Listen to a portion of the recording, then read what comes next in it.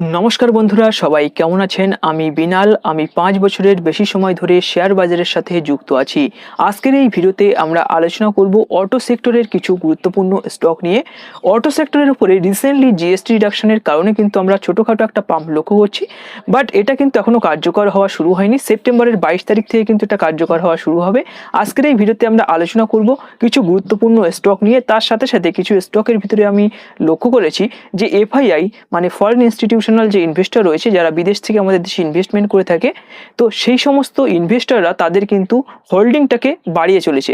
তো আমরা জানি যে এফআইআই যে সমস্ত স্টকের ভিতরে ঢোকে সেখানে কিন্তু একটা পাম্প হওয়ার একটা সম্ভাবনা কিন্তু বেড়ে যায়। তো আজকের এই ভিডিওতে সেটাও কিন্তু ডিটেলসে আলোচনা করব। তার আগে বলে দিই, আজকের ভিডিওতে আমরা যে সমস্ত স্টক নিয়ে আলোচনা করব, আপনি কিন্তু সেই সমস্ত স্টকগুলো নিজে ভালোভাবে একবার অ্যানালাইসিস করবেন এবং আপনার যদি মনে হয় এই সমস্ত স্টকগুলোর ভিতরে আপনার ইনভেস্টমেন্ট করা প্রয়োজন, তাহলে কিন্তু আপনি এই সমস্ত স্টকগুলোর ভিতরে ইনভেস্টমেন্ট করতে পারেন। তো আসুন দেরি না করে আজকের এই ভিডিওটি শুরু করি। তো দেখুন, এখানে প্রথমে যে চার্টটি আমি এখানে ওপেন করেছি এটা হচ্ছে নিফটি অটো ইন্ডেক্সের চার্ট। তো এটা কিন্তু কোনো ধরনের স্টক না, অনেকে জানে না, অনেকে নতুন মার্কেটে আসে, তাদেরকে আমি বলে দিই এই যে ইন্ডেক্স নিফটি অটো ইন্ডেক্স, এই নিফটি অটো ইন্ডেক্সের ভিতরে কিন্তু সমস্ত অটো সেক্টরের যত স্টক রয়েছে তার কিন্তু একটা প্রতিবিম্ব আপনি এটা বলতে পারেন। মানে এটা জাস্ট অটোর উপরে রয়েছে বলে এটা নিফটি অটো ইন্ডেক্স। যদি আপনি মেটালের যত স্টক রয়েছে সেখানে আপনি যদি দেখতে চান তাহলে আপনাকে নিফটি মেটাল দেখতে হবে, আইটি দেখতে গেলে নিফটি আইটি দেখতে হবে। তো এভাবে কিন্তু রয়েছে। তো এই যে চার্টটা রয়েছে, এই চার্টটা আমাদেরকে কি বলছে আসুন একটু আলোচনা করে নিই। এই যে চার্টটা রয়েছে এটা কিন্তু এর একটা কি রেজিস্ট্যান্স লেভেল বা ক্রুশিয়াল রেজিস্ট্যান্স লেভেল ছিল। এখন কি হয়েছে, এখানে আপনি দেখতে পাচ্ছেন যে একটা খুব ভালো ধরনের বুলিশ ক্যান্ডেলস্টিক দিয়ে কিন্তু এই লেভেলটাকে ও ব্রেকআউট করে দিয়েছে এবং কারেন্টলি এখানে রিটেস্ট করে এখান থেকে একটা উপরে যাওয়ার সম্ভাবনা কিন্তু এই নিফটি অটো ইন্ডেক্সের ভিতরে তৈরি হয়েছে। তো এই মুহূর্তে যদি আমরা ভালো ভালো কিছু ফান্ডামেন্টাল এবং টেকনিক্যাল ভালো রয়েছে সেই সমস্ত স্টকের ভিতরে ইনভেস্টমেন্ট করি, সেক্ষেত্রে কিন্তু আমাদের এখান থেকে একটা ভালো ধরনের প্রফিট হওয়ার সম্ভাবনা হতে পারে। তো এখানে দেখুন এই যে চার্টটা রয়েছে এটা কিন্তু ভালো ধরনের একটা ব্রেকআউট হয়ে গিয়েছে এবং কারেন্টলি এখানে একটা রিটেস্ট করে আবার উপরে যাওয়ার সম্ভাবনা এই চার্টটি তৈরি করছে। তো আসুন এবার আমরা স্টক নিয়ে আলোচনা করে নিই। তো আমরা প্রথমে যে স্টকটি নিয়ে আলোচনা করব, স্টকটির নাম হচ্ছে টাটা মোটর। তো এই টাটা মোটরের নাম আমরা কম বেশি সবাই জানি। তো দেখুন এই টাটা মোটর অনেক দিন ধরে কিন্তু, আমি যদি এখানে চার্টটাকে জুম আউট করে দেখাই তাহলে আপনি দেখবেন যে টাটা মোটরের ভিতরে কিন্তু খুব ভালো ধরনের একটা বাইং কন্ডিশন এই মুহূর্তে তৈরি হয়েছে। এখানে টাটা মোটরসের ভিতরে অনেক বড় ধরনের কিন্তু একটা ফল চলে এসেছিল। এখানে এই আমেরিকার যে ট্রাইব যেটা এখানে লাগানো হয়েছিল সেটার কারণে, সেই নিউজটার কারণে কিন্তু এই মোটর কোম্পানি খুব মানে খারাপভাবে কিন্তু অ্যাফেক্টেড হয়েছিল। তো এখানে আপনি যদি দেখেন এই স্টকটির ভিতরে আস্তে আস্তে ডাউন ট্রেন্ডে কিন্তু টাটা মোটর চলে এসেছিল এবং এখানে একটা ফলিং চ্যানেলের ভিতর দিয়ে টাটা মোটর চলছিল। এখানে যে ট্রেন্ড লাইন ছিল সেটাকে কিন্তু ব্রেকআউট করে দিয়েছে। তাছাড়া এখানে এই মুহূর্তে কারেন্টলি কিন্তু একটা বুল ফ্ল্যাগ টাইপের কিন্তু এখানে একটা বানিয়েছে টাটা মোটর, আপনি এখানে দেখছেন, এবং এটারও কিন্তু ব্রেকআউট টাটা মোটর করে দিয়েছে এবং প্রাইসটা এই মুহূর্তে একটা ব্রেকআউট করে এখানে একটা রিটেস্ট করে কিন্তু এই লেভেলটাই চলছে। এই মুহূর্তে এটা কিন্তু একটা খুবই আন্ডার ভ্যালুড এবং খুবই ফান্ডামেন্টালি ভালো স্টক। তো এখন আমরা যদি এই স্টকটির ভিতরে ইনভেস্টমেন্ট করতে যাই তাহলে কিভাবে আমরা ইনভেস্টমেন্ট করব, আমাদের প্ল্যান কেমন হওয়া উচিত, আর কিভাবে কোথায় আমরা ইনভেস্টমেন্ট করব, আমাদের টার্গেট কোথায় সেট করা উচিত, আসুন ডিটেলসে এখানে অ্যানালাইসিস করে নিই। তো দেখুন এখন যে লেভেলটায় টাটা মোটর চলছে সেটা কিন্তু এই লেভেলটাই চলছে। এটা চলছে কত, 713 লেভেলের কাছাকাছি কিন্তু টাটা মোটর আমাদের এখানে চলছে। তাহলে এর যে মেন কি রেজিস্ট্যান্স লেভেল সেটা এই জায়গাটায় রয়েছে, এই জায়গাটায় রয়েছে, আপনি এখানে দেখে বুঝতে পারছেন এই জায়গায় কিন্তু এর কি রেজিস্ট্যান্স লেভেলটা রয়েছে। তাহলে আমাদের ফার্স্ট টার্গেটটা কিন্তু ওখানে হবে। কিভাবে আমরা আমাদের টার্গেটটাকে সেট করব আসুন দেখে নিই। তো এখানে আমরা আমাদের লং পজিশন হবে, এখানটায় কিন্তু আমরা বাই করতে পারি এবং আমাদের যে টার্গেট সেটা কিন্তু আমরা এখানে সেট করতে পারি। অলমোস্ট 47%-এর কাছাকাছি আমাদের টার্গেট হবে এবং আমাদের স্টপ লস যেটা হবে সেটা কিন্তু এই সুইংটা নিচে হবে। মানে আমি একবার বলে দিই, আপনারা অনেকেই হয়তো ভাবছেন যে স্টপ লসটা এত বড় হয়েছে কেন, কেন। তো আমি আপনাদেরকে বলে দিই, অনেক ক্ষেত্রে কি হয় যে খুব একটা যদি আপনি এই ক্যান্ডেলটার নিচে যদি স্টপ লসটা রেখে দেন সেক্ষেত্রে কি হবে, যেহেতু আমরা একটা মিড টার্ম বা পজিশনাল ট্রেডিং এখানে করব, সেক্ষেত্রে কি হবে যে এখানটায় রিটেস্ট করতে আসবে যখন, এইভাবে যদি রিটেস্ট বাই চান্স যদি একটু নিচে আসে সেক্ষেত্রে কিন্তু আপনার স্টপ লসটা হিট হয়ে যাবে এবং আপনি কিন্তু বেরিয়ে যাবেন, তারপর স্টকটা আস্তে আস্তে উপরে চলে যাবে। তো সেক্ষেত্রে কি হয় যে আমাদের কি করতে হবে, সেক্ষেত্রে আমাদের একটা সুইং হিসাবে কিন্তু স্টপ লসটাকে সেট করা উচিত। যদি আমরা পজিশনাল ট্রেড করি সেক্ষেত্রে কিন্তু আমাদেরকে আপনাদেরকে অবশ্যই সুইং মেনটেন করে স্টপ লসটাকে সেট করা উচিত। তো সেক্ষেত্রে এখানে আমরা স্টপ লসটাকে সেট করব। স্টপ লসটার পজিশন হবে 623-এর কাছাকাছি, আমাদের এন্ট্রি পয়েন্ট হবে ওই 713 থেকে 15-এর ভিতরে আমরা এন্ট্রি করব। আর এখানে দেখুন 46%-এর কাছাকাছি কিন্তু আমাদের এখানে আমাদের ফার্স্ট টার্গেটটা হবে। তো এটা লং টার্মের জন্যও কিন্তু একটা ভালো স্টক টাটা মোটরস, সেটাও কিন্তু আপনাদের বলে দিলাম। তো আসুন আমরা নেক্সট স্টক নিয়ে আলোচনা করে নিই। প্রথমে তো টাটা মোটর নিয়ে আলোচনা করলাম, এবার আমরা যেটা আলোচনা করবো সেটা হচ্ছে অশোক লেল্যান্ড। তো এখানে অশোক লেল্যান্ডের চার্টটা এখানে ওপেন করে নেব। তো অশোক লেল্যান্ড কারেন্টলি 134-এর কাছাকাছি কিন্তু চলছে, যে প্রাইসটা চলছে সেটা কিন্তু 134-এর কাছাকাছি চলছে। আমি তো এখানে আগেই অ্যানালাইসিস করে রেখেছিলাম। তো এখানে একবার বলে দিই, অশোক লেল্যান্ড কিন্তু এখানে একটা রাউন্ডেড বটম টাইপের বানিয়েছে। এখানে আপনি দেখতে পাচ্ছেন একটা রাউন্ডেড বটম কিন্তু এখানে বানিয়েছে, এবং এই যে লেভেলটা রয়েছে, বটমের যে লেভেলটা রয়েছে, আমরা যদি প্রাইস অ্যাকশন হিসেবে আমাদের টার্গেটটাকে সেট করি তাহলে কীভাবে টার্গেট সেট করতে হবে, এই লেভেলটাকে আমরা প্রথমে ফার্স্ট মেজার করব এবং সেটাকে জাস্ট ক্লোন করে উপরে তুলে দিয়েছি, এবং টার্গেটটা কিন্তু এখানে আমাদের হবে। টার্গেটটা যদি দেখা যায় তাহলে কিন্তু 170-এর কাছাকাছি আমরা টার্গেট সেট করব।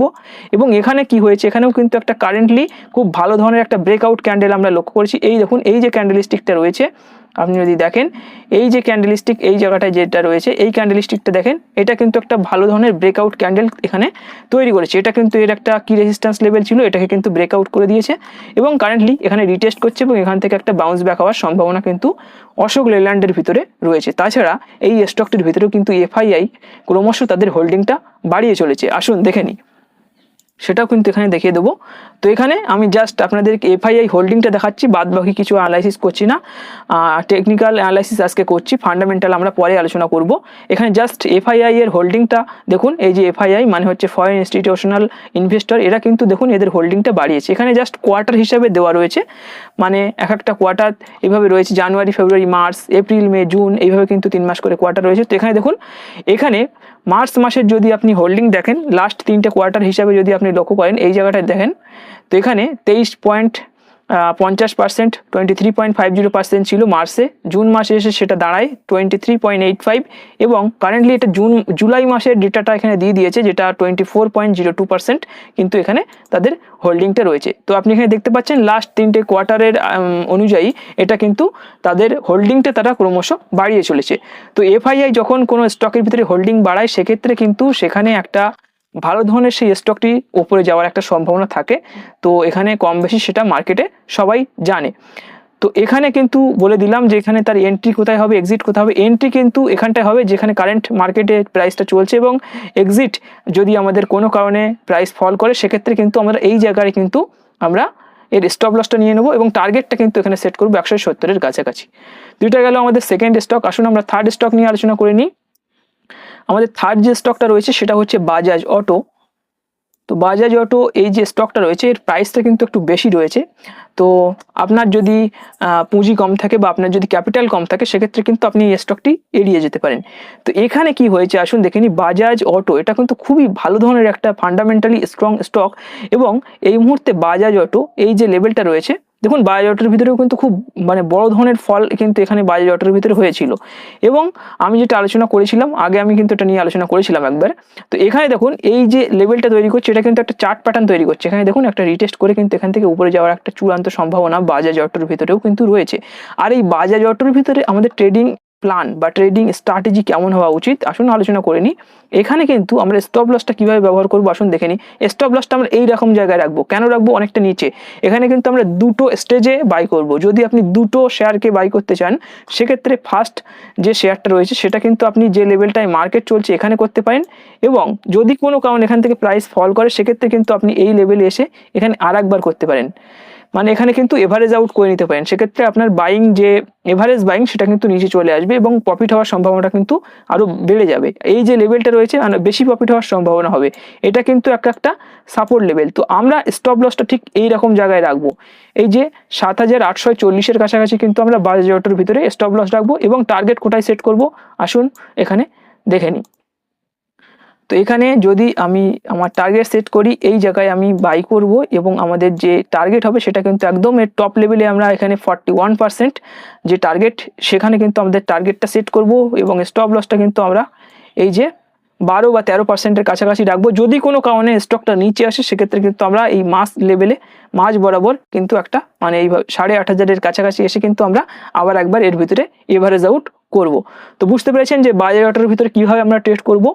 আসুন নেক্সট স্টক নিয়ে আলোচনা করে নিই। নেক্সট যে স্টকটা রয়েছে এটা কিন্তু টিভিএস স্টক। এটার ভিতরেও কিন্তু ভালো ধরনের একটা মানে এফআইআই তাদের হোল্ডিংটা ক্রমশ বাড়িয়ে চলেছে। এটার ট্রেডিং স্ট্র্যাটেজিটা কিন্তু একটু আলাদা, কেননা এই স্টকটা অলরেডি ব্রেকআউট করে এর মানে যে লেভেলগুলো রয়েছে সেগুলো কিন্তু অলরেডি ব্রেক করে দিয়েছে। ভালো স্টক বলে সেহেতু কিন্তু আমরা আপ ট্রেন্ড স্টকের ভিতরে বাই করছি। এটার স্ট্র্যাটেজি সম্পূর্ণ আলাদা। কিভাবে এটার ভিতরে আমরা বাই করব, এটাকে জাস্ট আমরা 9 মুভিং এভারেজ অ্যাপ্লাই করব এটার উপরে। 9 মুভিং এভারেজ কিভাবে কাজ করে আর এটার উপরে কিভাবে আমাদের বাই করতে হয়, কিভাবে স্টপ লস ট্রায়াল করতে হয় সেটা নিয়ে ডিটেলস ভিডিও অলরেডি বানিয়ে রেখেছি, সেটা আই বোটামে আমি দিয়ে দেবো। তো এখানে দেখুন এই যে 9 মুভিং এভারেজ অনুযায়ী আমরা এটাকে বাই করব এবং দেখুন এখানে আমি বলে দিই 9 মুভিং এভারেজ যে জায়গাটায় এখানটায় রয়েছে এবং এটার উপরে কিন্তু আমরা বাই করব। এবং কোনো কারণে যদি দুটো ক্যান্ডেল 9 মুভিং এভারেজকে এভাবে ব্রেক করে নিচে চলে আসে, মানে ফার্স্ট ক্যান্ডেল 9 মুভিং এভারেজকে ব্রেক ডাউন করে নিচে আসে এবং সেই ক্যান্ডেলের নিচে যদি আবার একটা ক্যান্ডেলস্টিক পড়ে, মানে 9 মুভিং এভারেজকে ব্রেক করে ফার্স্ট ক্যান্ডেল নিচে আসবে এবং সেকেন্ড ক্যান্ডেলস্টিক যেটা হবে সেটা কিন্তু এই যে ফার্স্ট ক্যান্ডেলস্টিকের লোটাকে ব্রেক করে নিচে আসবে, তখনই কিন্তু আমরা এই স্টক থেকে মানে স্টকটি ছেড়ে এক্সিট করে নেব। এটা নিয়ে ডিটেলসে আমরা কিন্তু একটা ভিডিও অলরেডি বানিয়ে রেখেছি, সেটা কিন্তু আপনি দেখতে পারেন। এটা কিন্তু একটা অল টাইম হাই লেভেলে চলছে, সেই জন্য এর স্ট্র্যাটেজিটা সম্পূর্ণ আলাদা।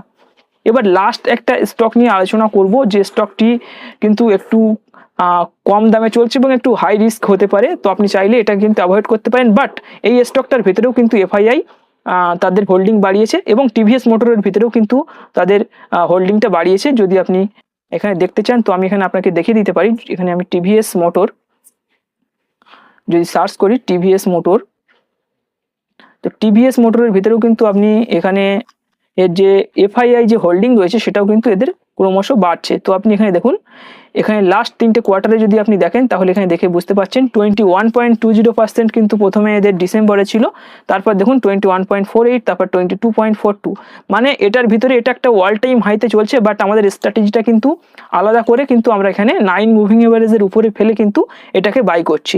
এটা কিন্তু একটা অল টাইম হাইতে অলরেডি চলছে, সেই জন্য আমাদের স্ট্র্যাটেজিটা একটু আলাদা। তো এটা নিয়ে ডিটেলস ভিডিও অলরেডি আছে।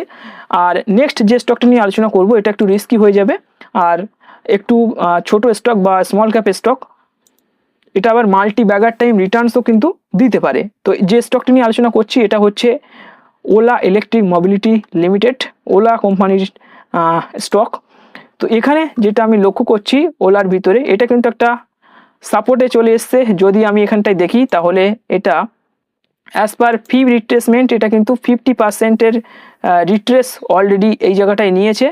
তো 0.5 মানে 50%-এর রিট্রেস অলরেডি করে নিয়েছে। তো এখানে একটা বাইং অপরচুনিটি আমাদের রয়েছে।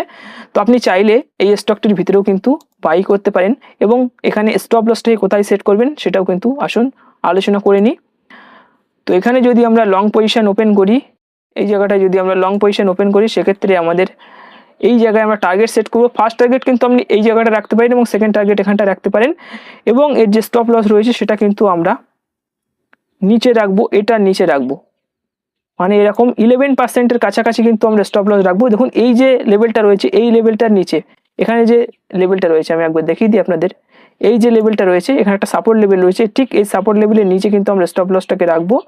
এটা হচ্ছে 52.24, তো 52.24-এর কাছাকাছি কিন্তু আমরা এখানে এর স্টপ লসটাকে রাখবো এবং টার্গেট ফার্স্ট টার্গেট হবে আমাদের 69 টাকা এবং সেকেন্ড টার্গেট হবে আমাদের 100 টাকার কাছাকাছি।